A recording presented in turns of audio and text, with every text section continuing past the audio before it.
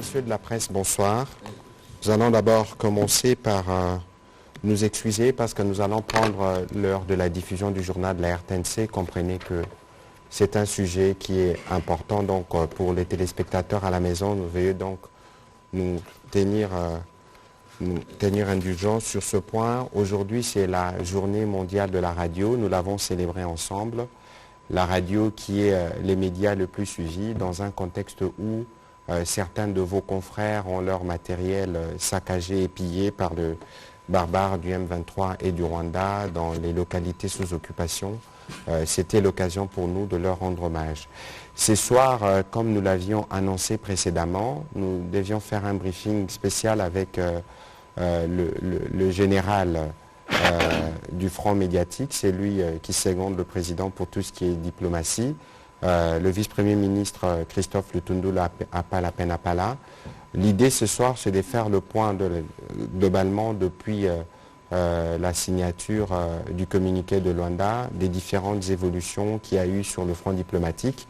Vous avez vu le communiqué de Bujumbura. Il y a déjà eu les premières conséquences parce que les chefs d'état-major des différents pays se sont réunis à Nairobi.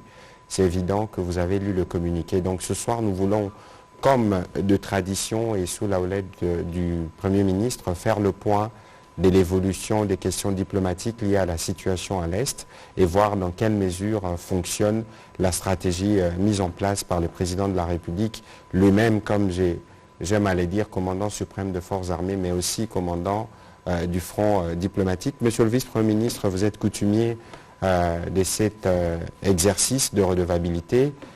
Il est important pour les communautés qui nous suivent, les Congolais qui nous suivent, que nous puissions ou que vous puissiez faire le point des différentes évolutions enregistrées dans le processus diplomatique que vous conduisez à la veille d'ailleurs de la tenue d'une session de l'Union africaine. Je vous remercie donc d'avoir trouvé ce moment. C'était assez chargé pour vous parce que vous devez déjà dans les prochaines heures voyager, mais merci de répondre au rendez-vous de la redevabilité.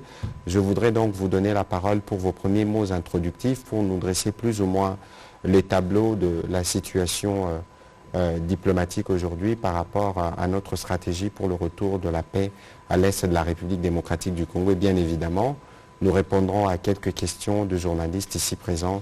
Monsieur le vice-premier ministre, vous avez la parole. Bien, merci Monsieur le ministre de la Communication.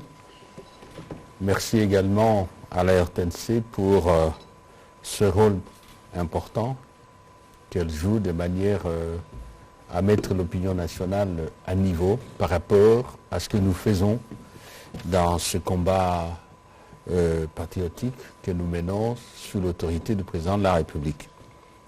Je voudrais également remercier les hommes des médias qui sont là. Il n'est jamais trop tard pour mieux faire. Depuis qu'on se retrouvait, il y a eu la Noël et la bonne année. La Noël est passée, mais la bonne année, c'est la souhaite toujours.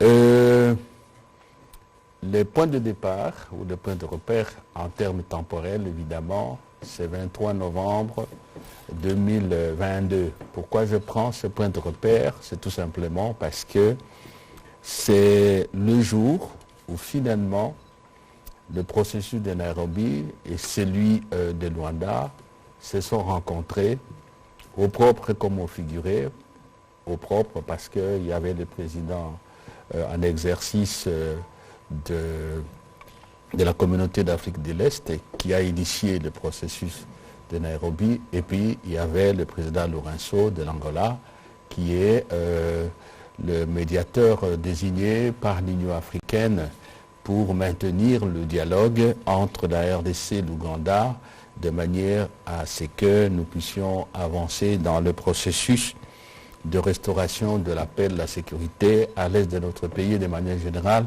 dans la région des Grands Lacs.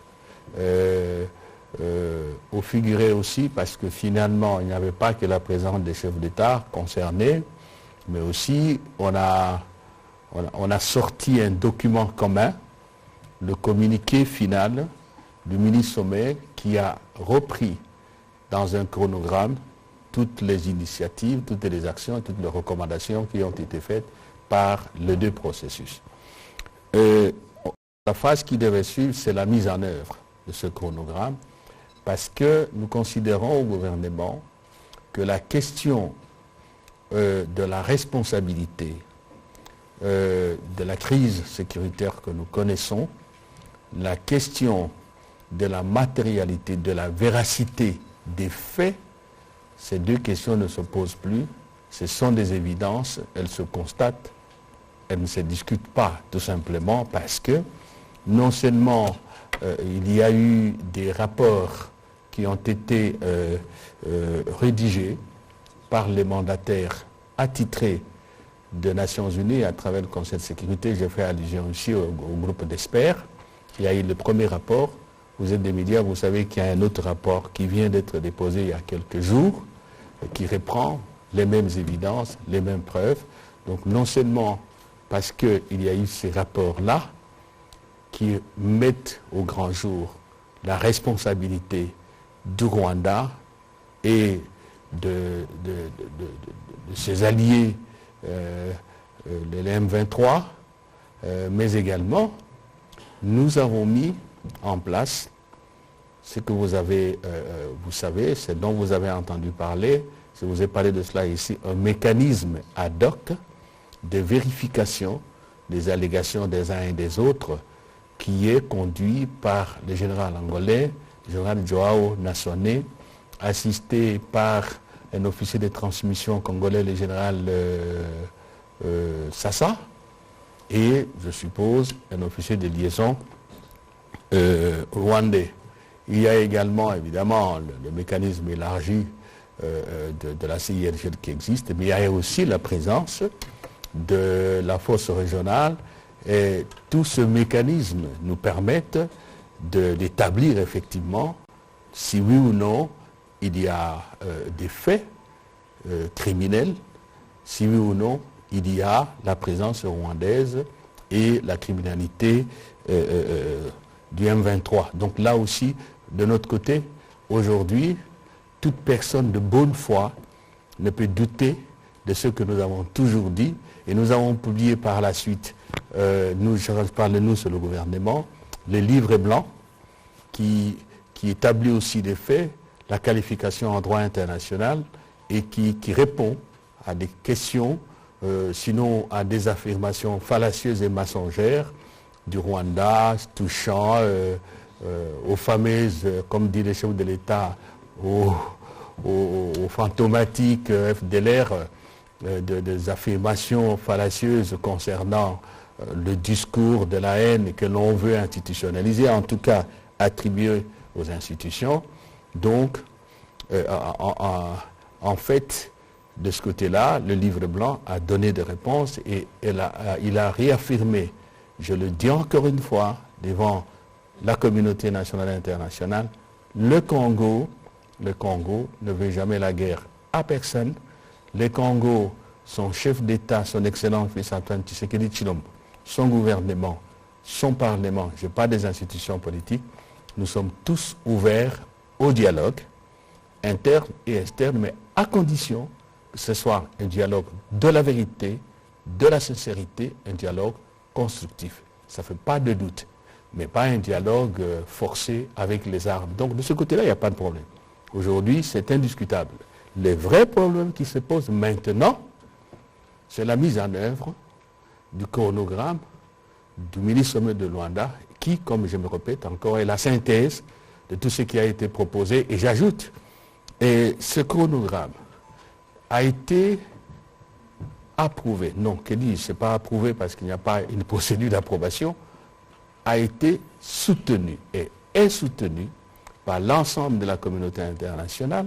J'étais à New York, sur instruction du président, c'est comme ça, vous m'avez suivi au Conseil de sécurité, à l'Union africaine, des déclarations ont été faites, à la SADC, j'étais à la SADC il y a quelques jours, tout le monde soutient le chronogramme, la feuille de route du ministre de Luanda. Mais où est le problème? C'est que, comme à leurs habitudes, les M23, le Rwanda, le parrain, qui porte à bout de bras son bébé, ont toujours considéré qu'ils n'ont rien à faire avec la communauté internationale, qu'ils n'ont rien à faire avec tous ces accords, même signés par eux, parce que Luanda N'oubliez pas tout de même qu'il y avait le ministre des Affaires étrangères, M. Biruta, qui représentait le président Kagame.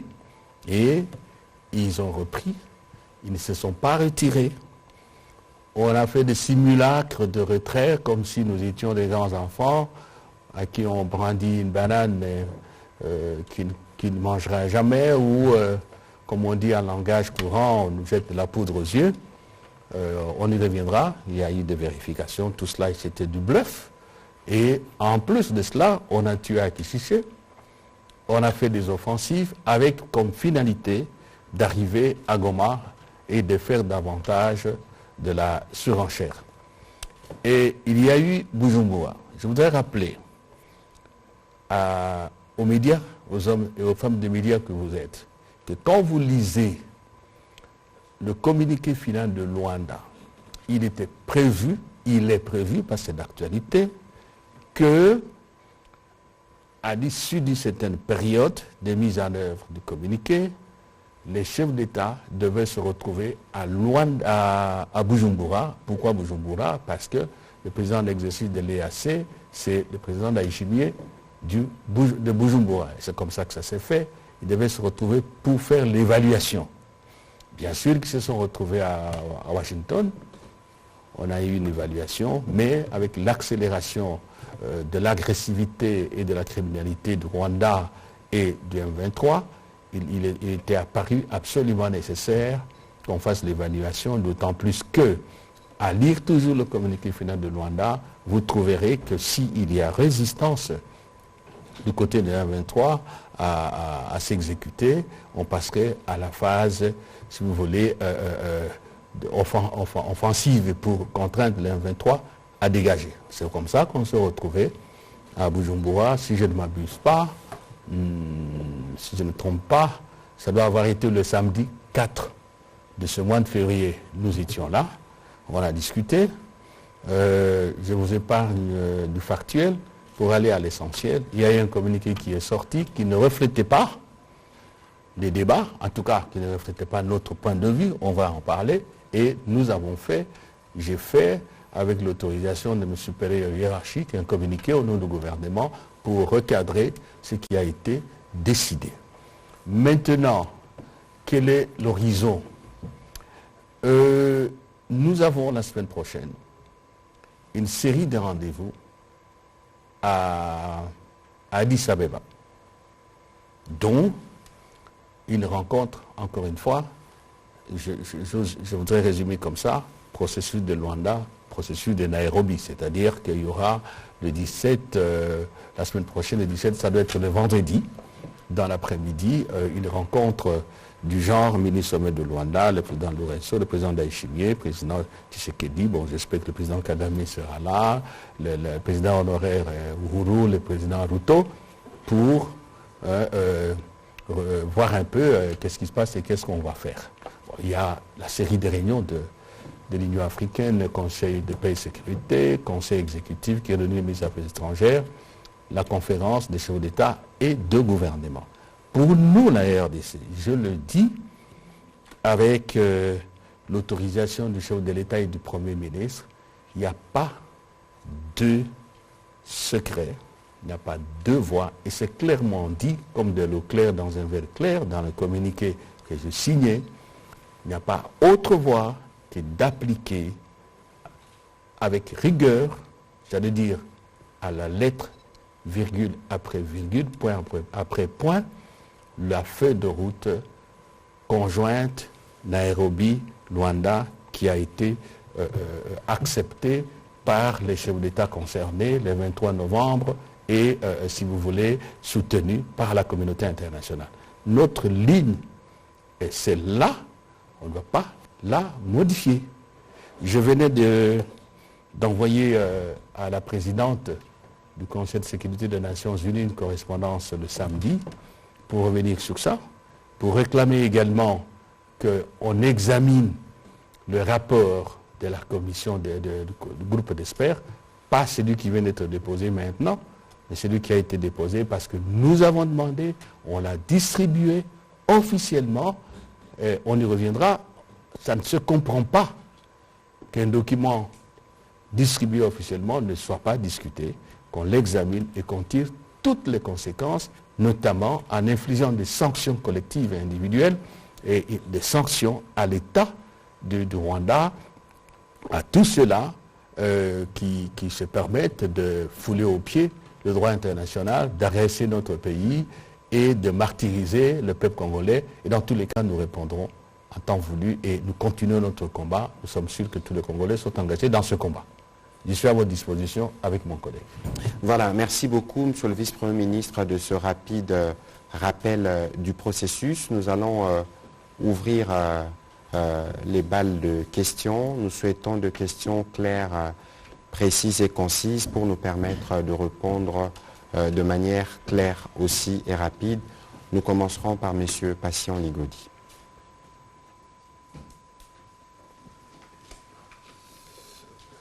Merci pour la parole. Patient Ligodi pour Actualité.cd des RFI.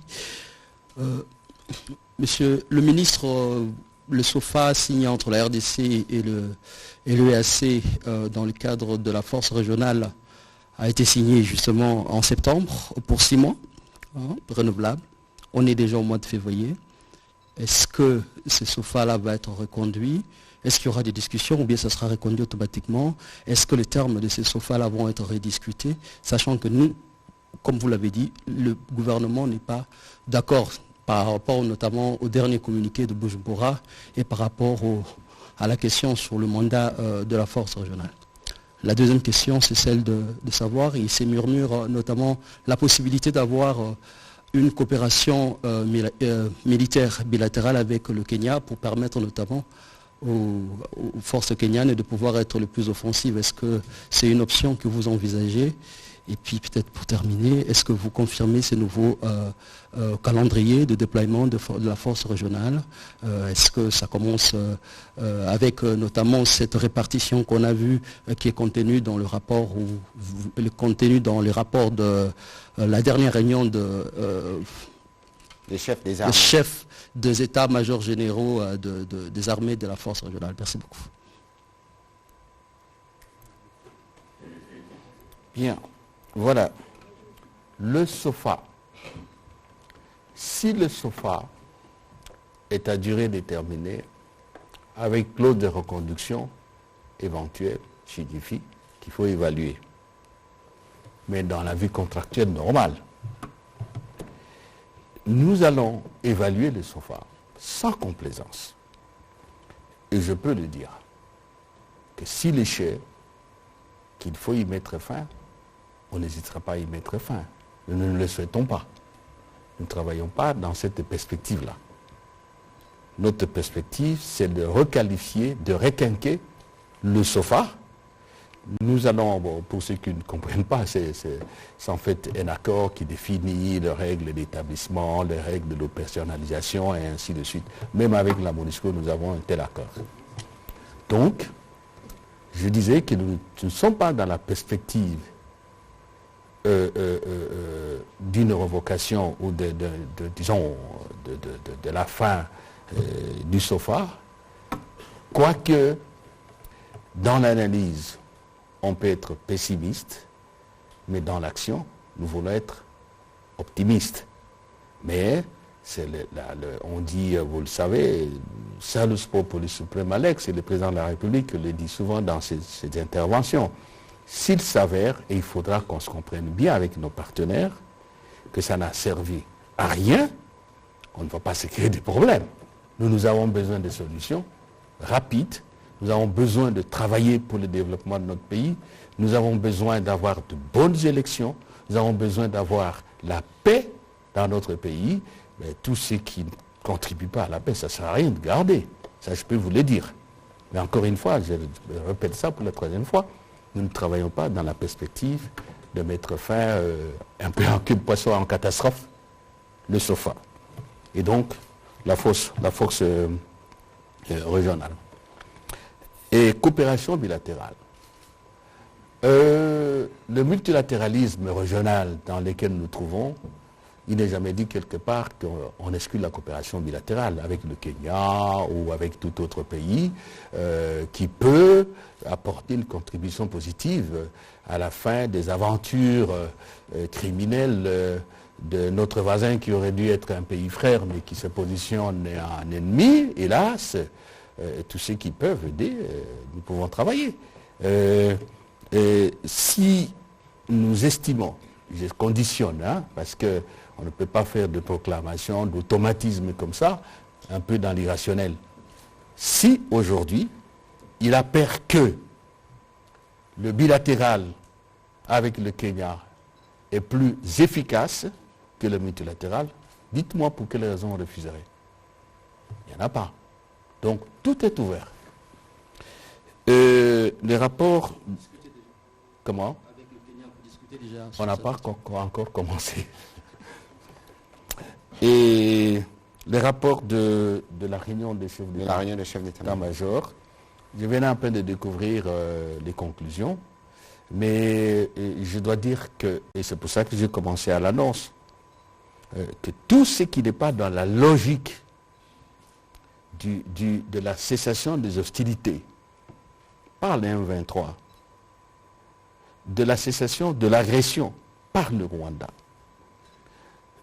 tout ce qui n'est pas dans cette direction-là, du retrait des zones occupées par les M23 et l'armée rwandaise, tout ce qui n'est pas dans le sens du retour de nos compatriotes à leur domicile, tout ce qui n'est pas dans le sens de permettre à la République d'exercer pleinement sa souveraineté, de sauvegarder son intégrité territoriale et de sauvegarder l'indépendance de notre pays, nous n'accepterons pas.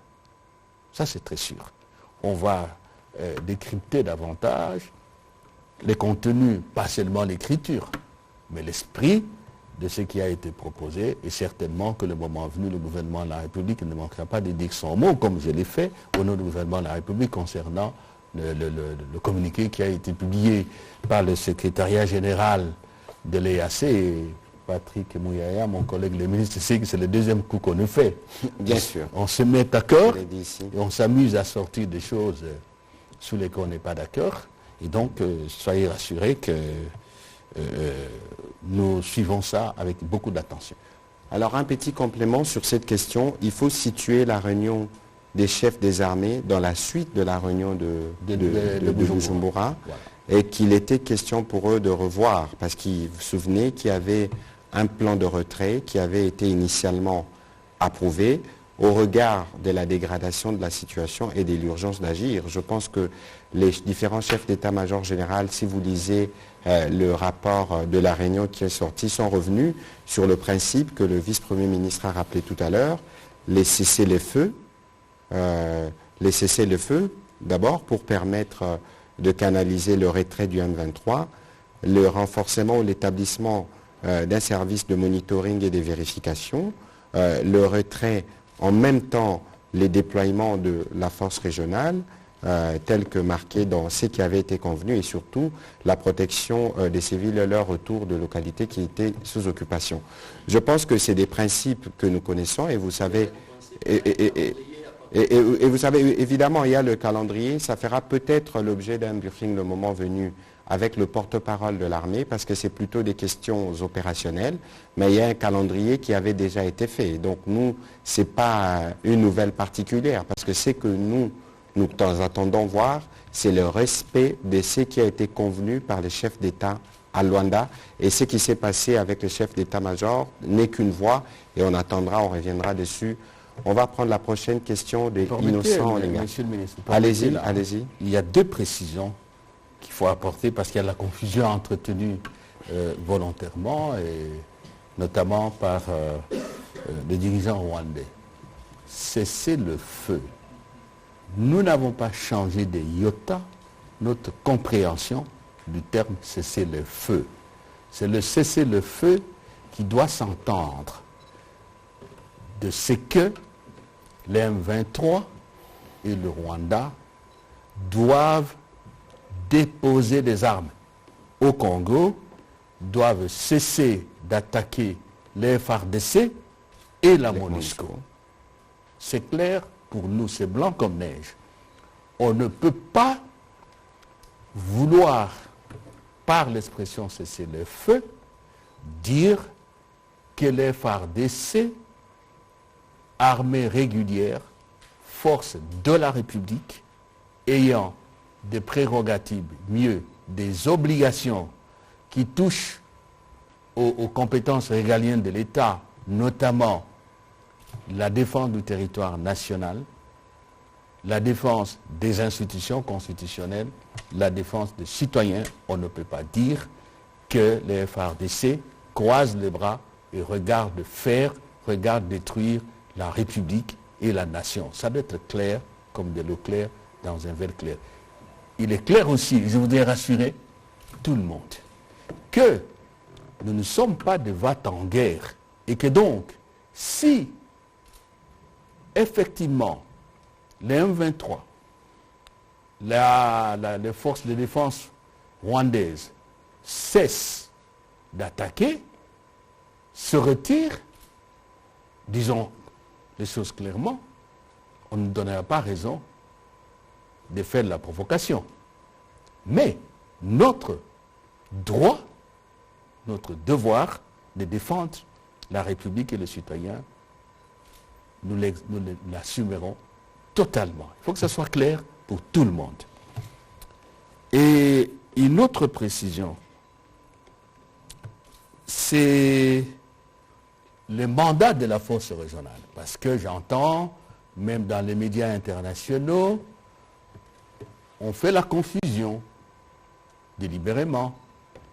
Il y a des petites nuances. Non, mes chers amis, je recommande à tous ceux qui nous écoutent de lire les communiqués des conclaves du mois d'avril et du mois de juillet, conclave qui a réuni d'abord le président Kagame du Rwanda, le président Tshisekedi de la RDC, le président Kenya à l'époque, Uhuru Kenyatta, le président Ndayishimiye du Burundi, et Ndayishimiye est venu après. Relisez ces communiqués, c'est clair encore, c'est blanc comme neige. La force régionale a un mandat offensif. Et je demande à quiconque de me produire un document contraire qui, dans son écriture et dans son esprit, ne dit pas cela. Processus politique, je fais remarquer que pour le processus politique, nous sommes le seul à avoir appliqué le processus politique. Le président de la République lui-même, Félix Antoine Tshisekedi, s'est déplacé à Nairobi la première fois pour parler à tous les groupes armés. La deuxième fois, il a envoyé, c'était sous la supervision, la médiation du président Uhuru, l'ancien président.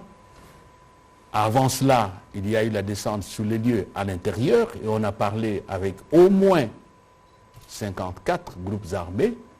Mais de l'autre côté, du côté du Rwanda, je voudrais qu'on me dise un seul instant s'il y a eu même une seconde de dialogue politique entre le président Kagame et tous ces opposants qu'on nous flanque à la figure comme si nous sommes des opposants rwandais, nous sommes en démocratie, ou comme si nous sommes une industrie pour produire des FDLR.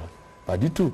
Donc nous sommes les seuls, nous sommes engagés là-bas, et c'est étonnant qu'au niveau de la communauté internationale, on ne fait jamais allusion à ça. Le processus politique, le deuxième volet de Nairobi, j'insiste, relisez ces instruments juridiques, vous trouverez que je n'ai pas menti. Donc voilà les précisions que je voulais donner parce qu'on fait trop de confusion là-dessus. Nécessaire. Alors, Innocent Olenga. Merci beaucoup pour la parole, Monsieur le ministre. Monsieur le VPM, vous avez, lorsque vous parlez des mécanismes de suivi, cité le général angolais qui est à la tête, notre général qui est chargé des transmissions. Mais lorsque vous arrivez au niveau du Rwanda, vous supposez. Parce que je ne connais pas. Vous supposez. Vous voulez que je vous raconte des mensonges? Alors pourquoi la supposition au lieu de la confirmation? Si mon collègue de la communication a une idée, mais moi je ne connais pas. Je sais que la médiation angolaise a demandé qui désigne, comme vous a demandé à nous. Mais comment voulez-vous que je cite le nom de quelqu'un que je ne connais pas. Ah non, attendez là, hein, je ne peux pas le faire. Donc on reste dans la supposition. Merci. Deuxième question, beaucoup de réunions, elles se suivent à tout moment. Est-ce que vous ne sentez pas, comme le peuple congolais, que l'EAC est en train de flouer le peuple congolais parce que le M23 est en train de progresser? Et au ministre Mouyaya, bon, ce n'est pas la question du jour, mais on a vu un certain groupe de gens qui se réclament des journalistes manifester devant votre bureau. Il y a eu les journalistes Tweetmen qui ont enflé les réseaux sociaux, vous condamnant. Nous voulons que vous donniez la version correcte pour que l'opinion ne soit pas conditionnée. Merci. Merci. Monsieur le vice-premier ministre, c'est une question subsidiaire à laquelle je réponds. Ok. Et assez floué. Je vous ai toujours dit, ici et partout où j'ai parlé, que le chef de l'État, le gouvernement, nous ne sommes pas naïfs. Et nous ne sommes pas faibles. Attendez, vous me donnez une occasion pour répondre à certaines critiques. Pourquoi sommes-nous allés à l'EAC? Allez, chers compatriotes, par où passe le flux des marchandises à l'entrée et à la sortie du côté de l'océan Indien pour la RDC? C'est Mombasa et Dar es Salaam, n'est-ce pas? Mombasa et Dar es Salaam, c'est quoi? C'est la Tanzanie. Et Mombasa, c'est le Kenya, Dar es Salaam, c'est la Tanzanie. Pays membres de l'EAC. Ils entrent dans une autre législation douanière. En fait, ils forment une communauté. Les règles vont être harmonisées, les mêmes partout. Alors, nous, qu'est-ce qu'on va faire à ce moment-là? Et sur ce point de vue, je vais vous dire que depuis qu'on a signé, je reçois de réclamations de beaucoup de compatriotes qui me disent « mais nous sommes là, mais nous, on n'a pas les mêmes facilités. Où est la carte, pratiquement le passeport EAC ?» C'est important. Deuxième raison, sur 9 pays voisins, 5 sont à l'Est. Je crois que tous les 5 sont membres de l'EAC. On peut s'exercer comme ça. Il y a le Rwanda, le Burundi, l'Ouganda, la Tanzanie. Non, on n'a pas de frontière avec les Kenyans. Non, on n'a pas de frontière. Mais de toutes les façons, vous avez déjà... Oui, le Sud-Soudan. Le Soudan du Sud. Ça fait 5. Ce n'est pas un fait de hasard. La politique des États se trouve aussi dans leur géographie. Alors, la frontière la plus longue du pays, c'est à l'Est. Ils sont dans l'EAC. Vous comprenez? Une autre raison. Parce que on parle de la sous-traitance, de notre sécurité. Chacun y va de son petit commentaire et de sa petite analyse, de son petit génie en politique étrangère. Tant mieux, c'est bien, parce qu'il y a beaucoup d'idées. À partir du moment où nous acceptons, où nous disons que dans cette affaire, les centres, les maîtres de tout, c'est le Rwanda. Ok? Nous n'avons pas la compétence de parler avec le Rwanda, de convoquer le Rwanda. Les seules communautés où nous nous retrouvons avec le Rwanda, commençons par le commencement, c'est l'Union africaine, la CIRGL et l'EAC. Même si on peut parler de l'Ouganda, c'est l'EAC. Évidemment, il y a les Nations Unies. Mais, à l'EAC où nous sommes, il y a des articles du traité créant l'EAC qui sont consacrés au règlement de conflits. OK? À partir du moment où nous adhérons, ces instruments juridiques sont là, ils sont en vigueur. Donc, le seul espace de règlement du conflit, que nous souhaitons un règlement pacifique, où nous nous trouvons avec le Rwanda, à proximité, l'espace de proximité, c'est l'EAC. C'est l'EAC. La SADC, oui, c'est un espace de proximité, mais la SADC n'a aucune compétence vis-à-vis du Rwanda, sauf à entrer en affrontement. Alors, dans ces conditions-là, ça sont ce que nous voulons. Si c'est un conflit qui vient de l'extérieur, il faut traiter ce conflit aussi avec les instruments qui viennent de l'extérieur. Et lorsque l'EAC, en application de traités portant ses statuts, se saisit du dossier, qu'est-ce que nous faisons? On va dire non, non, non, non, laissez ça. Mais nous avons adhéré. Vous comprenez? Alors maintenant, il reste la gestion. Il est clair que nous ne sommes pas naïfs. Il est clair que les ratés ne manquent pas. Parce qu'il ne faut pas oublier que toute force internationale contient en elle-même des faiblesses. Des faiblesses financières qui financent quoi? Mais plus important, des faiblesses de commandement. Parce que la force internationale, elle est multinationale. Chaque groupe ou chaque catégorie de troupes, les États contributeurs, gardent le mot à dire sur leurs troupes. Vous comprenez? Vous pouvez vérifier ça partout. Je ne suis pas spécialiste des questions militaires, mais ça saute à l'œil nu. Et donc, il peut y avoir des dysfonctionnements, des faiblesses. C'est pour cela que dans le communiqué de Bujumbura et même dans notre communiqué, nous avons parlé de pesanteurs. Tout à fait. Oui, qui si vous voulez, qui chargent, qui neutralisent comment dirais-je, la force régionale.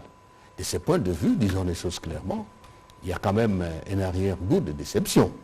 Mais nous prendrons toujours les responsabilités. On l'a dit. Nous allons exploiter toutes les voies. En tout cas, nous ne serons pas à la base de la rupture de confiance. Soyez certains. C'est pour ça que je vous ai dit que nous n'envisageons pas la perspective d'une fin catastrophique. Bon, il faut des ajustements, on en a parlé. Bon, les militaires ont proposé, nous allons continuer à travailler. Et donc, effectivement, il y a des problèmes et il faut des ajustements. Mais encore une fois, nous n'allons pas nous laisser faire. Faites confiance au président de la République. Voilà, Innocent, je répondrai à votre question à la fin pour qu'on ne perde pas le fil des idées. On va prendre la question de Richard Chako et puis on viendra du côté de Benoît Niemba.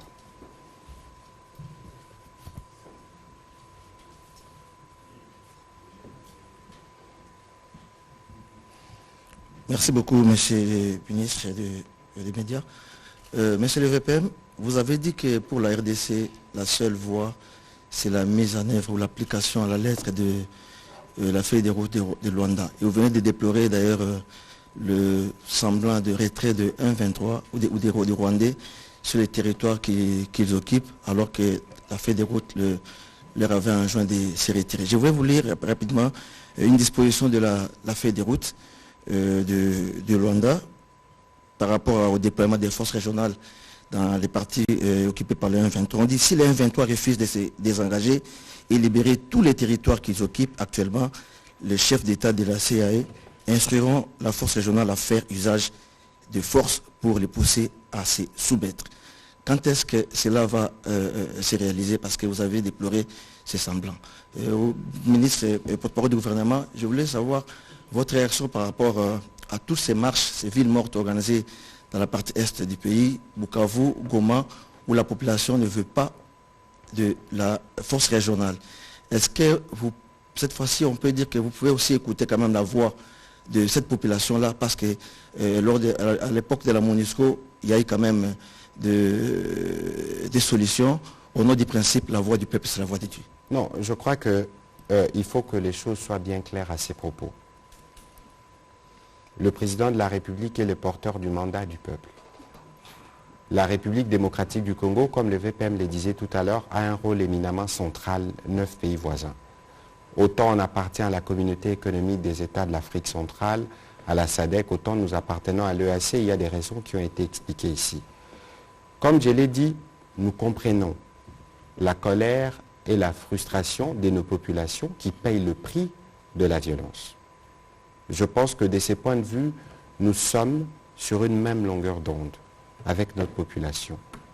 Deuxièmement, nous pensons aussi et nous sommes convaincus que ce n'est pas par la violence qu'on va régler les problèmes. Parce que une chose est de manifester. On peut manifester parce qu'on veut manifester, mais une autre, dans un contexte à conflit ouvert avec les Rwandais, qui est doué particulièrement dans la mauvaise manipulation. Vous avez vu l'exemple de cette église qu'on a présentée comme une église d'une seule communauté. Après, je ne sais pas s'il existe une église où il n'y a que les seuls membres d'une communauté qui vont, parce que l'église est censée retrouver tout le monde.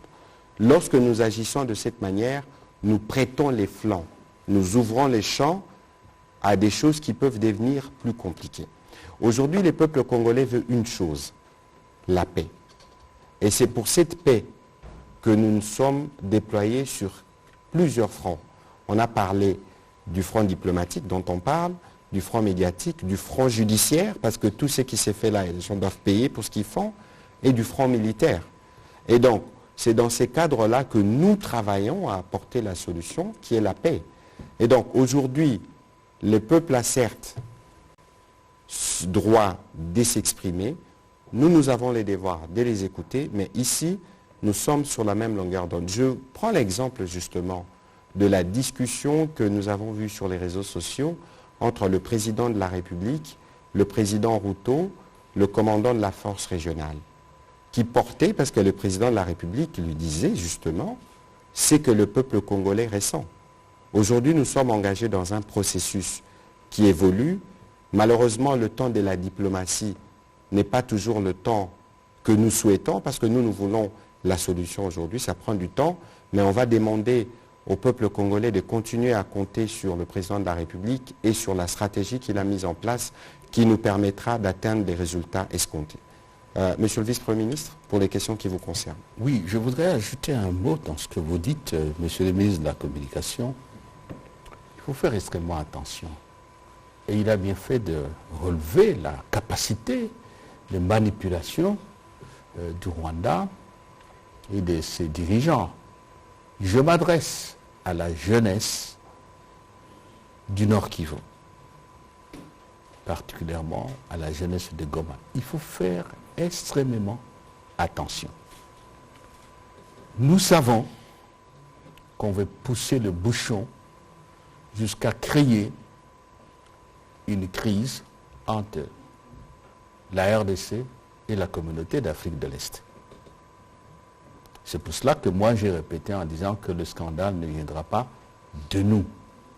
Nous savons qu'on cherche à créer les conditions pour que ceux qui veulent prendre Goma, ils parviennent, ils veulent créer un boulevard. Je leur dis, au nom du président, au nom du gouvernement de la République, nous leur disons, mon collègue Mouya et moi, qu'ils se trompent. La République ne mourra pas à Goma.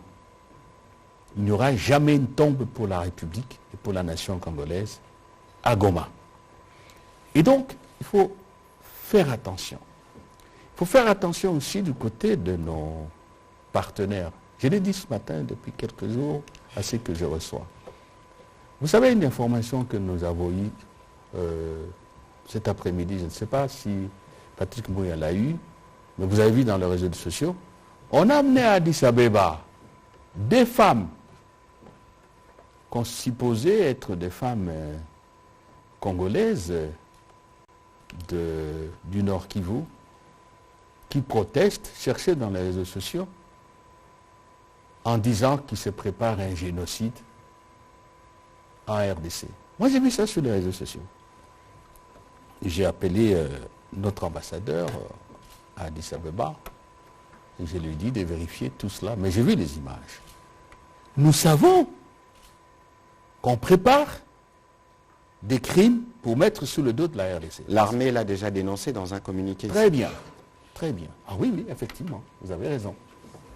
Parce que si vous regardez bien, on est aux abois quelque part, chez nos voisins. Quand on fait des points de presse chaque semaine à un niveau le plus élevé, ça signifie que, comme on dit chez moi, les fourmis sont sorties de leur tanière et commencent à mordre partout. Et vous comprenez ce que je dis. Alors, mes chers amis, nos jeunes, si le président a décrété l'état de siège, conformément aux articles 85 et 144 de la Constitution, ce n'est pas pour emmerder. Ce n'est pas pour tuer la démocratie. Ce n'est pas pour tuer la liberté. C'est parce que le Constituant a estimé qu'à un moment donné, il faut lire l'article 85. Je ne voudrais pas vous amener dans ces arcanes de droit, parce qu'il faut à un moment donné sauvegarder, ne fût-ce qu'au minimum, l'ordre public, l'ordre social, et créer les conditions qui permettent à nos forces de défense de mieux s'organiser et d'opérer avec efficacité. Et donc, tout cela, parce que j'entends toujours dire état de siège. Même nos partenaires parlent de ça. Mais ce n'est pas pour rien qu'à l'Assemblée nationale au Sénat, on reconduit après tout. Quelle est l'alternative à l'état de siège? On peut nous démontrer que l'état de siège a empêché ça et ça. Et donc, il faut comprendre ça globalement. Ne cédez pas à la tentation de vous piéger vous-même. Ne cédez pas à cette tentation-là. Ce que je voulais compléter par rapport à ce que mon collègue a dit. Parce que le danger, vraiment, il est réel. Il est réel. Il est réel. Goma est congolais, Rutshuru est congolais, Bunagana est congolais, tout est congolais là-bas, tout le monde sera congolais là-bas. Ça ne changera pas. Ça ne changera pas. Alors, ce que vous avez dit sur la force régionale, vous m'avez complété heureusement, c'est-à-dire en fait, même dans ce document, le caractère offensif de la force régionale est réaffirmé. Effectivement, on ne se cache pas, ce qui se passe aujourd'hui, ça trouble quelque part. Et c'est pour ça qu'à Bujumbura, le président a été ferme par rapport à ce que je vous ai dit. On ne négocie pas avec des terroristes. J'ai eu à vous dire ici pourquoi nous appelons les 1-23 des terroristes. Nous sommes ouverts au dialogue. Le président est à la disposition de tout le... On ne peut pas se réclamer de la congolité et ne pas considérer qu'il y a une constitution et un chef d'État qui est à votre disposition pour vous protéger, pour, si vous voulez, faire en sorte que vous puissiez jouir de vos droits. De toutes les façons, ce n'est pas Tshisekedi qui a créé la situation actuelle. Ce n'est pas Tshisekedi. Pas du tout. Pas du tout. Et donc, nous n'allons pas aller dans cette perspective-là. C'est pour cela que là-bas, nous avons insisté sur le caractère offensif et ce repli dans le communiqué du gouvernement que j'ai signé. C'est pour cela que dans ce qu'il y a là-bas, vous voyez, parce que il faut toujours, je l'ai toujours dit, suivre l'idéal en maîtrisant le réel. Le réel aujourd'hui, c'est que le chronogramme de Luanda n'a pas été respecté. On ne va pas dire qu'on fasse un retrait à la date du 25 novembre. C'est complètement de l'année dernière, irréaliste.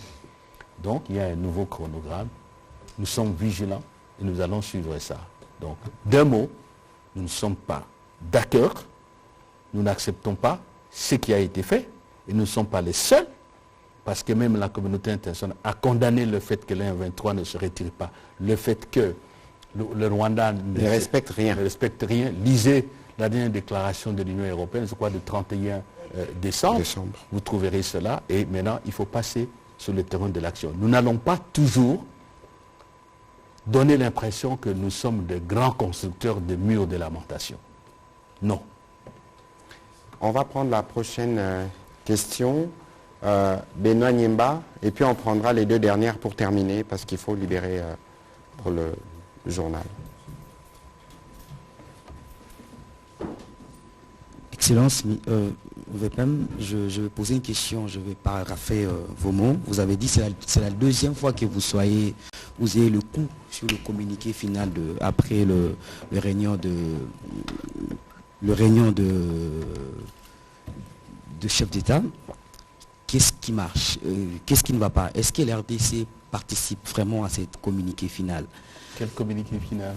Vous avez parlé vous avez répondu à Patient c'est la deuxième fois que vous avez un coup sur le communiqué final fait par le secrétaire général de l'EAC. Voilà. Est-ce que le Congo participe à cette... Est-ce que la RDC participe à cette rédaction de communiqué final? Deuxième question, une partie a été répondue. Ça fait beaucoup de temps que la force régionale est déjà à Goma, et l'M23 continue toujours à attaquer, et cette force ne se bat pas à côté de la RDC. de FARDC. Pour l'instant, cette force régionale fait quoi à Goma exactement? Communiqué final, il y en a deux. Celui de Chamal Cheikh, Patrice Mouya est là, en marge de la ministre de la communication. Nous étions là. Et nous avons fait des remarques. Il nous a été rassuré que la version qui va sortir sera corrigée, notamment sur la question de cessez-le-feu. Tout à fait.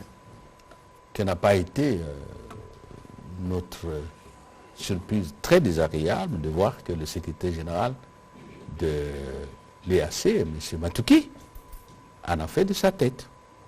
Je suis ministre des Affaires étrangères, je parle, on va lui rapporter, va dire qu'il cesse de faire ça. Nous sommes à Bujumbura. Je vous ai dit, on risque de faire la répétition.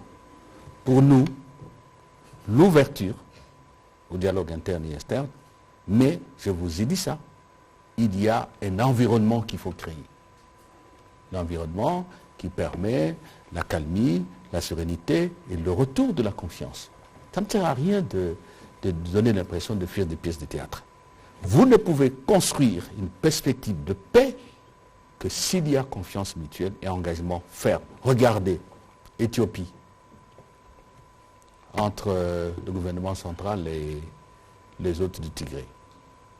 Ils ont conclu.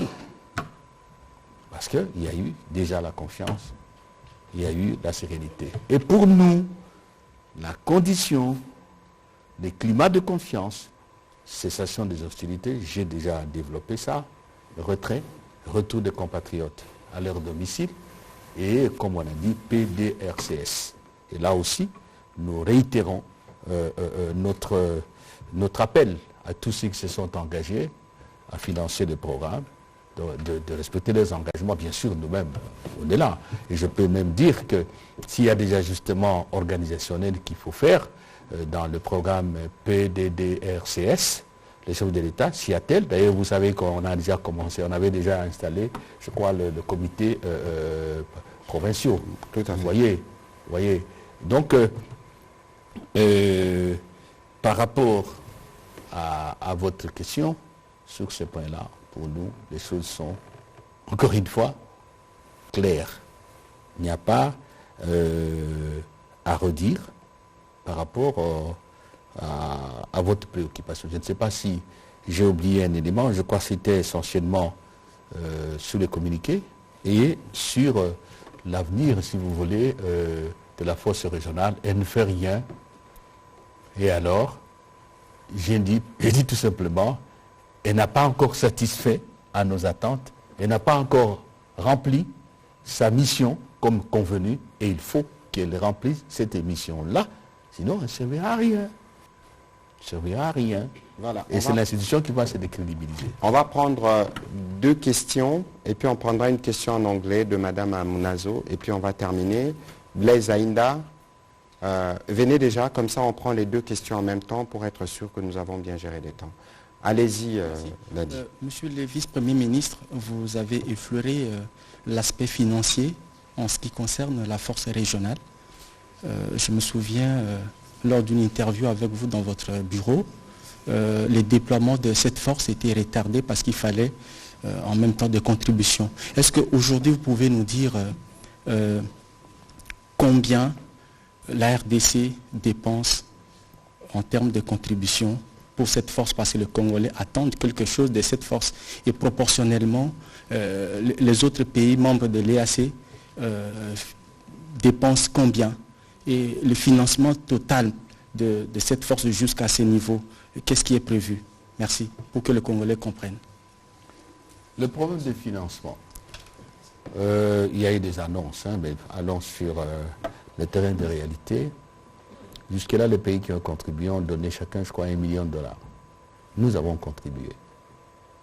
Nous avons donné un montant substantiel qui a permis que les militaires kenyans soient là.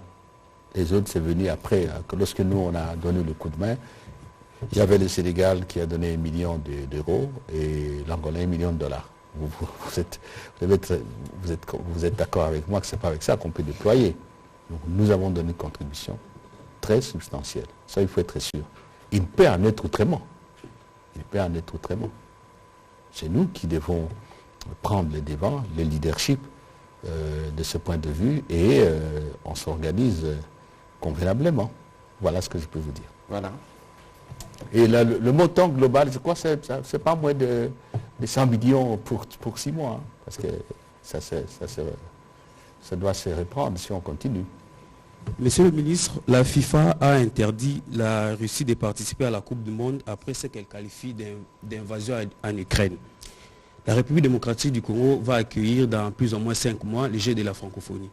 Est-ce que la RDC va accueillir les athlètes rwandais ici à Kinshasa? Deuxième question, monsieur le ministre Mouyaya.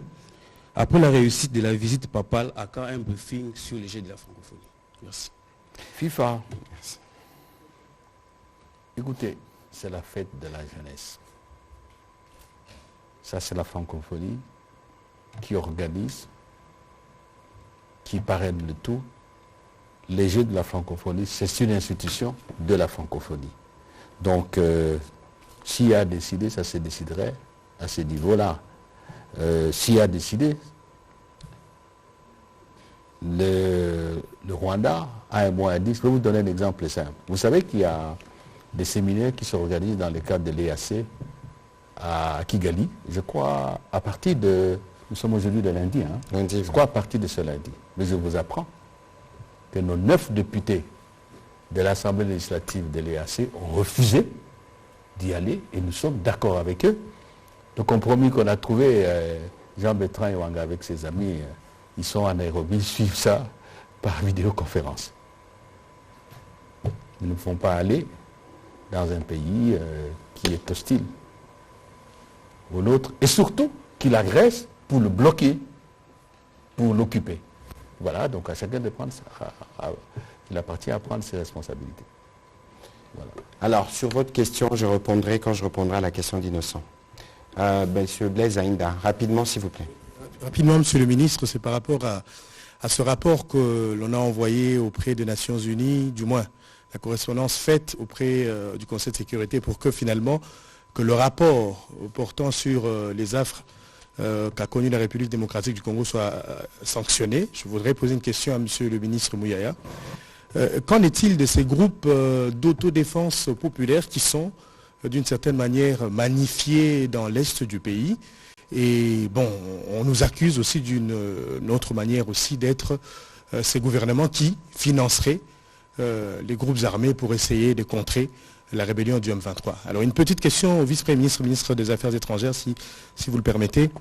Le président Uhuru Kenyatta, selon certaines indiscrétions, qui est désigné comme médiateur par le président Ruto, il semble qu'il passerait dans l'opposition. Est-ce que cela ne pourra pas avoir une incidence sur ces processus? Merci beaucoup.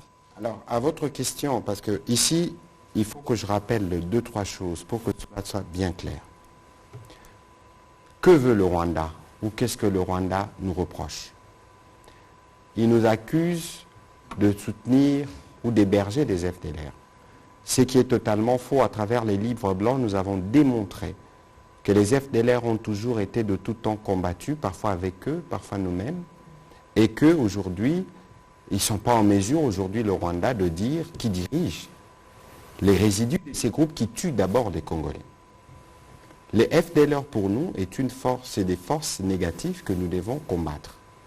Et c'est évident, nous l'avons dit et redit à plusieurs reprises. Et donc ça, c'est un prétexte fallacieux qu'utilise régulièrement le président Kagame pour justifier sa stratégie de pillage à l'est de la République démocratique du Congo. Nous l'avons démontré de manière claire. Deuxièmement, les troupes rwandaises qui opèrent avec les M23, c'est eux qui ont commis les massacres de Kishiché. Parce que d'après les témoignages recueillis notamment par les Nations Unies, les assaillants parlaient anglais. C'est évident. Comment voulez-vous vous présenter, vous, comme protecteur d'une communauté, en massacrant les membres d'autres communautés? C'est établi. Il y a les différents rapports de Human Rights Watch récemment, du Bureau conjoint des Nations Unies pour le droit de l'homme, du Barza intercommunautaire établi par les communautés de ce qui s'est passé à Kishiché, de ceux qui ont été ciblés. Alors, lorsque le massacre se passe à Kishiché ou à Bambo, une zone entièrement sous occupation du M23, qui viennent pour piller, qui viennent pour faire du mal. Et lorsque les compatriotes qui sont attaqués dans leur logis se décident de répondre par légitime défense, de même, je vous ai donné un cas précis circonscrit, ont-ils tort de vouloir défendre leur terre? La réponse est évidente. Deuxièmement, pour les Rwandais, il y a déjà un génocide en cours en République démocratique du Congo, mais ils ont oublié ce qu'ils ont, eux, déjà commis à Kishiché. Nous les documentons, on a parlé du front judiciaire. Nous irons jusqu'au bout sur ces registres. Dites-moi, ça s'est produit où? Eux, ils ont connu les génocides de triste mémoire pour toute l'humanité. Mais ces génocides est arrivé parce qu'il y avait des comportements, il y avait des discours. Dites-moi à quel moment vous avez entendu le président de la République, ou le porte-parole du gouvernement, ou le ministre des Affaires étrangères stigmatiser le membre d'une communauté? Nullement. Alors, on commence à chercher des poux sur nos têtes, parfois sans cheveux. Les forces armées de la République démocratique du Congo collaborent avec les groupes armés, etc. Mais n'oublions pas que notre armée combat les groupes armés depuis. Et donc aujourd'hui, il faut éviter l'amalgame. Lorsque eux, ils essuient de tirs ou des attaques des patriotes parce qu'ils sont attaqués dans leur communauté, ce n'est pas d'abord le fait de l'armée, non. Nous sommes ici tous, on est mobilisés. Lorsqu'on vous attaque par des assaillants qui viennent dans l'intention de tuer, que vous pouvez vous défendre, c'est de la légitime défense, tout le monde doit le comprendre. Et que pour le président de la République, la ligne est claire. L'armée ne peut pas collaborer avec les groupes armés qu'elle est censée combattre. Le VPM l'a dit ici, l'une des priorités, en tout cas après notre adhésion à la communauté d'Afrique de l'Est, il y avait un processus politique. Et nous, on a rempli notre agenda. Et les groupes armés congolais qui étaient en tout cas pas manipulés par le Rwanda, comme on voit avec les M23, ont souscrit au processus. Il y a eu 3 phases. Il y a eu le président Kenyatta ici, il y a eu Serge Chibangu dans les Kivu partout, et il y a eu la phase de Nairobi. Aujourd'hui, tous se sont accordés pour déposer les armes et rejoindre le processus de DDRCS. Mais il y a une question qui soulève et qui est pertinente. Faut-il que nous déposions les armes ou que nous cessons de défendre notre pays lorsqu'on est attaqué? Et donc, vous voyez, il y a une nuance qu'il faut faire dans tout ce qui est dit, mais ici, autant nous, gouvernement, on est déterminés à défendre la patrie, autant des compatriotes sont déterminés à défendre la patrie. C'est pour ça qu'il faut que très vite, on règle le problème principal qui exacerbe tous les problèmes que nous dénonçons. C'est l'agression rwandaise, à travers les M23. C'est une guerre inutile qui aura beaucoup de conséquences, parce qu'il faut se poser la question de ce qui restera.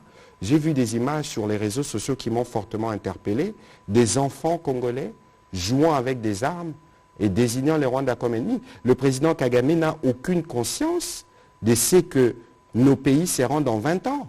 L'esprit qu'il est en train de s'aimer aujourd'hui, de par son attitude inutilement belliqueuse, risque d'avoir des conséquences sur les relations congolaises et rwandaises pour l'avenir, parce qu'entre les peuples, il n'y a pas de problème.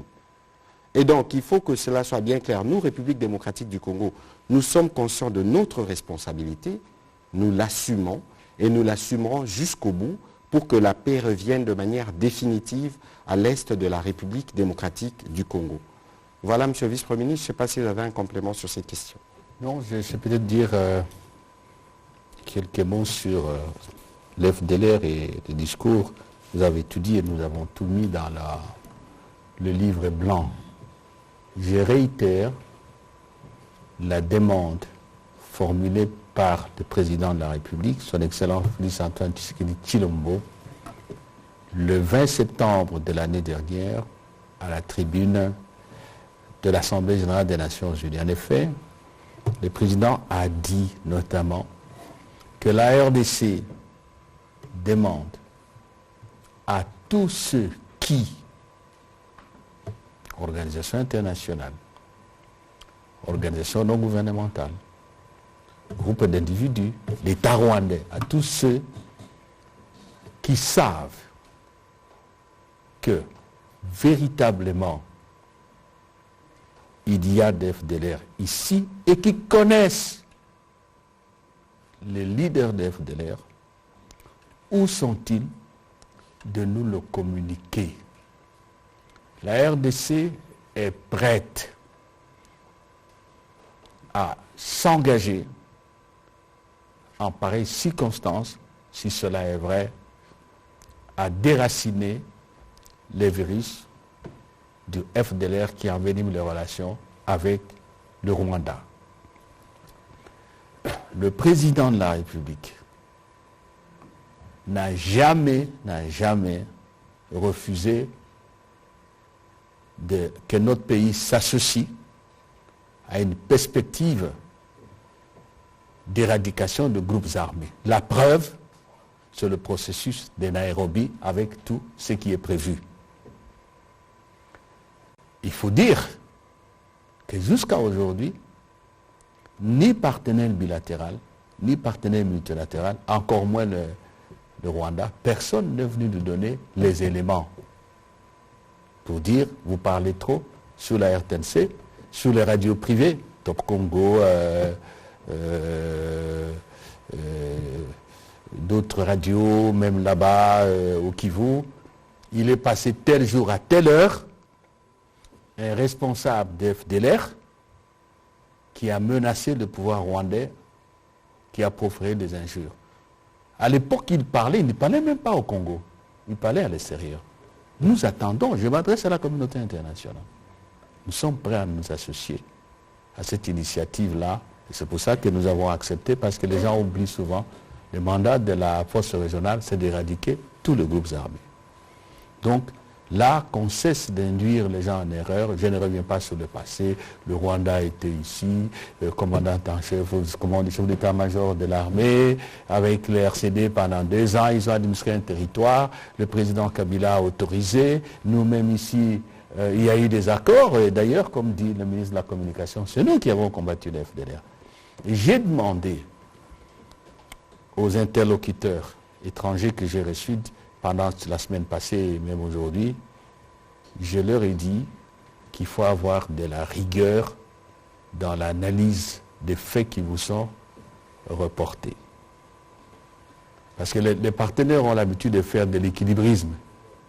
Ça, c'est un équilibrisme de mauvaise loi, et je me rappelle quelque part on était avec le président Tshisekedi, il a dit à un de ses collègues, même l'arbitre qui doit être neutre, sa neutralité l'oblige à punir le joueur qui a mal fait le jeu, n'est-ce pas?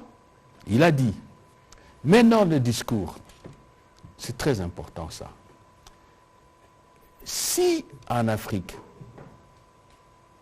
chaque État estime que d'après lui, une communauté apparentée à ses citoyens serait en danger, il doit intervenir. Mais qu'est-ce qui va se passer? Vous avez par exemple le cas de Peuls en Afrique de l'Ouest. Ils sont dans beaucoup de pays. Si aujourd'hui la Guinée estime que les Peuls qui sont par exemple au Sénégal, je ne sais pas où, d'après elle, ils sont menacés, je dois intervenir. Mais c'est dans toute l'Afrique, ça va être une conflagration. Et le droit international, on en fait quoi? 3. Je m'adresse à tous ceux qui sont concernés par ces discours. Les problèmes de Congolais, qu'ils soient tantampions ou comme on nous dit rwandophones, ne seront résolus qu'au Congo par ces institutions et par les Congolais eux-mêmes.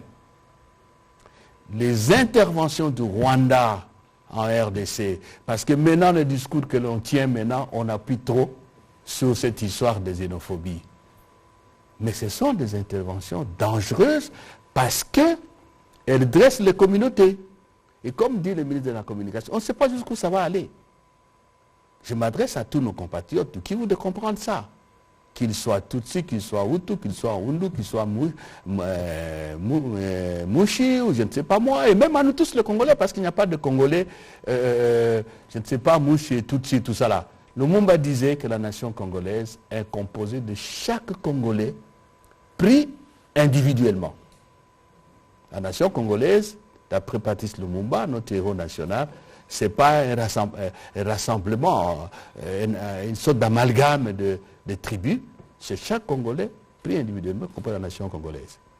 Donc, on plante le décor, on détruit la cohésion nationale, on sacrifie certains de nos compatriotes parce que ça finira la guerre. Nos compatriotes que l'on prétend défendre n'iront jamais là-bas. Ils resteront au Congo. Il faut que tous les Congolais fassent attention. Ne cédez pas à ça. Et aujourd'hui, je m'adresse aux partenaires extérieurs.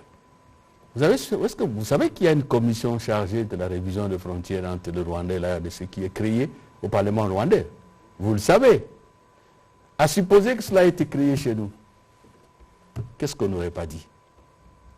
Vous voyez pourquoi le président de la République, dans son discours devant le corps diplomatique, disait que hier, aujourd'hui ou demain, aucun Congolais, aucune génération n'acceptera qu'un seul, il a dit, centimètre carré ou mètre carré là, centimètre carré soit cédé à qui que ce soit pour établir une colonie d'exploitation ou de peuplement. Voilà le sens profond du discours du président. Et je dis à la communauté internationale, il faut voir les choses au loin. Qu'est-ce qui va se passer demain avec ce que le Rwanda fait, donner aux autres Congolais qu'il y a des compatriotes qui, eux, sont protégés par un État étranger? Et comment on peut protéger des citoyens d'un pays en agressant son pays? Est-ce qu'il y a de logique là-dedans? Je voudrais que tout le monde comprenne ça, et nous, les Congolais, et la communauté internationale. On massacre d'autres communautés sur le prétexte d'en protéger une. On va prendre la dernière question en anglais de Madame Pamela Amunazo. Thank you, Mr. Mayor. I have a problem with my voice, so sorry for that. According to what we can see today in the east of the DRC, it's like Nairobi, Luanda, Bujumbura meeting, all this process failed. So do you think don't you think that it's time for DRC now to leave the community, I think to leave Eastern Africa community and fight against M23 alone? Okay, thank you for your question. I think, unfortunately, he was saying it in French. But the prime, no, I think he speaks English, so we can understand what you are saying. I'm a beginner in English. I was answering you that the Vice Prime Minister just explained the reason why the President Tshisekedi decided to bring DRC in the Eastern African community. It's because we have, the country is in the heart of Africa. 5 or 4 or 9 neighbors are in the eastern part of the country, and there is a lot of transaction or economy between DRC and the people of those respective countries. But this one is commercial. I'm talking about war. I'm coming to that. That was the beginning. And when the President Tshisekedi decided to join the Eastern African community, there were those meetings called conclave, where the DRC candidacy was examined by the all countries. And they all agree that there is a need for us to join DRC to stop the insecurity we are having in the eastern part of our countries. Why we have insecurity? Why those countries decide to join DRC to stop those situations? First, because the reason why we have insecurity is because of some of those people who come from Rwanda, FDLR, people who come from Burundi, Red Tabara, people who come from Uganda, ADF. So, tackling all those questions require a collaboration between countries. And the example is what we are doing with Ugandans by fighting ADF. That's what we are doing with Burundians by fighting Red Tabara. The only issue we are having in this situation is Rwandan, because they have another agenda. When the whole group, armed group, agreed to join the political process after the meeting of Nairobi, only one decided to be out. We all know M23. We can guess the reason why they are doing that. So today, the insecurity issue in the eastern part of DRC, it's not just a Congolese problem. Because as I explained you have Ugandan with ADF, you have FDLR, you have all those people of Red Tabara coming from Burundi. And if you listened well, the Vice Prime Minister said that there is a need of dialogue inside Rwanda, because all the Hutu people we are having in DRC are not those who are supporting, committing, or planning to commit a genocide in the other part. So today, we as country, we are doing our best in forefront, as I was explaining in French. Military, diplomacy, media and justice. And all options are on the table. But we think it's good for us to find a sustainable solution. And the sustainable solution we can find there, we cannot just find that we as DRC. We need at least to have some bridge of conversation with all those countries. Unfortunately, we cannot have this conversation with Rwanda actually because of their bad behavior. But inside the Eastern African community, it's important for us in that level to continue diplomacy, what we are doing now. But don't be, I will share with you, it's not a confidence. One thing is clear, we're going to win this war. It can take time. As now, people are very exhausted and we are understanding that. But we as government, with the President Tshisekedi, we are doing our best. And we're going to see the outcome in the coming months. Okay? Thank you. Hein? I hope it will be long. Hein? I hope it not be will long. We are doing our best to stop this war. Bien sûr. Oui, mais un petit rien là, parce qu'effectivement, il a abordé un problème. Les gens nous disent, pourquoi vous restez à la communauté d'Afrique de l'Est? Oui. Et on voit dans les réseaux sociaux, mais ce serait vraiment un grand cadeau que l'on ferait au Rwanda que de quitter la communauté. Ils vont jubiler, ils vont fêter ces jours-là. Non, il n'y a pas que des raisons qu'on a, il y a des raisons culturelles. Est-ce que vous avez oublié qu'en termes de langues parlées, je crois que le Swahili, parce que le Lingala est parlé partout, le Swahili c'est la deuxième langue nationale. Donc il y a une culture qu'une langue véhicule. Et tous nos compatriotes qui sont là, il y a des mariages mixtes, il y a toute une série, il y a une communauté qui s'est créée au-delà des questions politiques. La guerre va passer.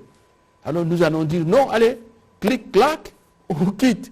Mais le Rwandais va dire, mais voilà, on les a chassés. Et voilà. d'ailleurs, je ne vous fais pas une confidence, dans le cadre du front judiciaire, on peut en discuter avec le vice-premier ministre et la ministre d'État, ministre de la Justice. Il y a des mécanismes au sein de l'EAC qui nous permettent aujourd'hui d'attaquer les Rwandais. Ouais. Et donc, on ne va pas tout mettre à table, mais on verra bien, parce que notre appartenance à cette communauté, nous pensons qu'elle est vitale pour permettre à ces pays de décoller et d'avoir les ouvertures sur toutes les parties du monde.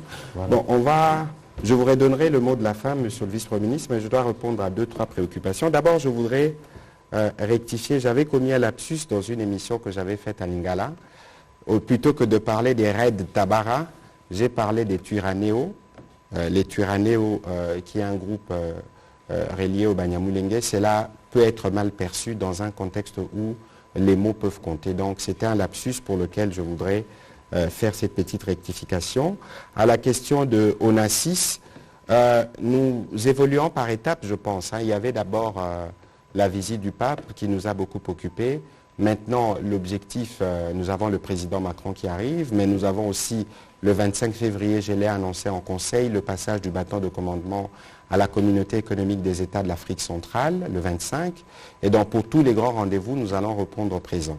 Alors, pour répondre à la question d'Innocent Olenga tout à l'heure, il y a eu un véritable engouement autour de la couverture médiatique de l'arrivée du pape. On n'a jamais eu un événement d'une telle ampleur. Et on a accrédité à peu près 400 ou 500 journalistes, je n'ai pas les chiffres exacts. C'était un événement historique pour lequel nous avons donné les meilleurs. Et c'est ici l'occasion de vous remercier parce que vous nous avez honoré le week-end dernier avec Jésus Noël pour le travail que nous avons fait et pour la manière dont on a collaboré pour assurer la bonne couverture de cet événement. Mais vous savez que peut-être que moi je suis victime de ceux qui vous jalousent ou de ceux qui auraient voulu être avec vous ces jours-là. Parce que ce que moi j'ai vécu aujourd'hui, j'ai vu un groupe de gens au cabinet en train de gronder. J'étais ici à la RTNC pour la journée de la radio. À mon retour, je demande qui c'était. On me dit que c'est des communicateurs.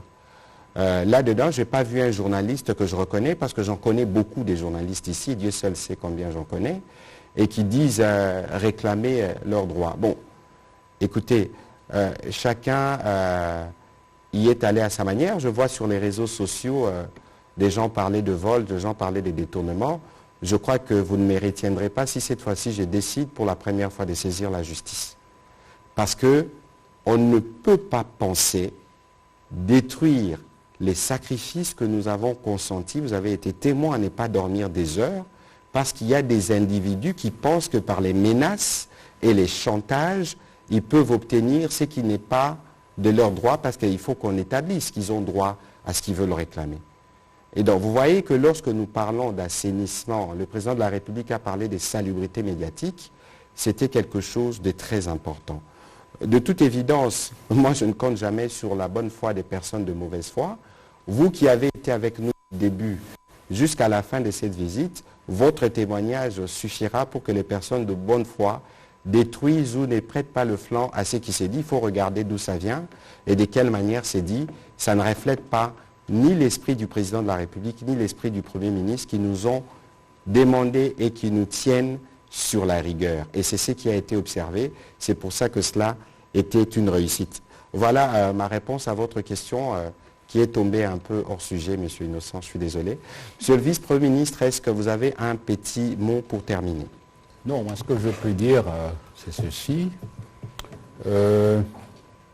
Chaque peuple grandit au gré des combats qu'il mène, au gré des vagues qui sont parfois des véritables tornades, et le tout dépend de la manière dont il résiste. La vie est un combat.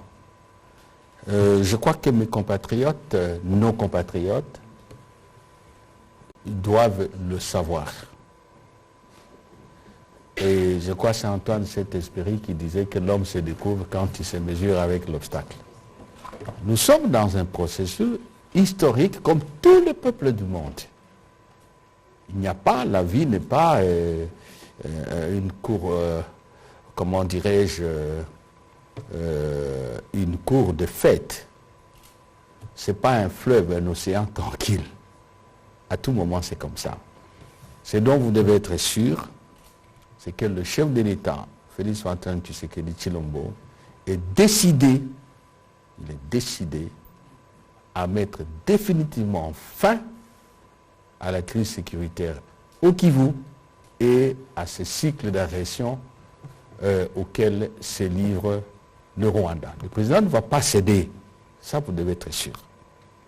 Pour lui, cette fois-ci, ça passe ou ça casse. C'est-à-dire qu'il faut que ça s'arrête définitivement. Peut-être que dans le passé, on n'a pas été assez exigeant vis-à-vis de nous-mêmes, vis-à-vis des interlocuteurs. On avait des solutions qui, vite fait, ça s'est décomposé.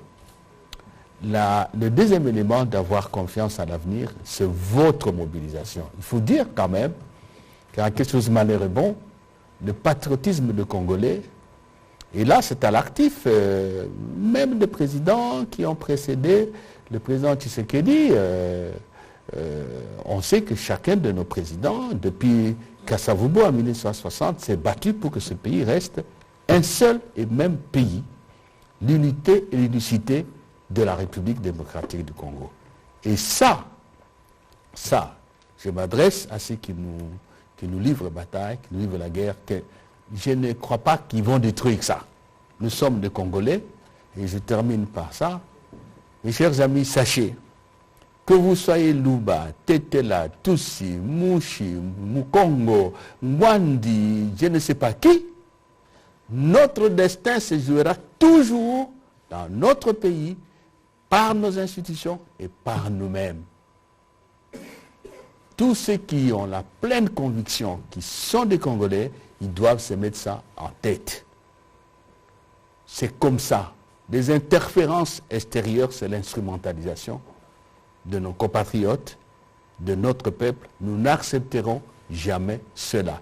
Nous allons gagner. Regardez l'image. Défendons la patrie, Bendel et Kokoyate. Oui, et Kokoyate. Et c'est ça, mon dernier mot. Voilà, merci monsieur le vice-premier ministre, effectivement. Jamais on n'a été aussi bien engagé pour régler de manière définitive la crise à l'Est. C'est une crise qui dure depuis des décennies. Ça prend du temps pour que la solution définitive puisse arriver. Mais soyez comme nous optimistes derrière le président. Et d'ailleurs, monsieur le vice-premier ministre, je vais terminer en rendant hommage à ces hommes et ces femmes des médias, parce qu'ils nous accompagnent dans la stratégie de la défense de la patrie. Ils apportent aussi leur contribution dans ces combats.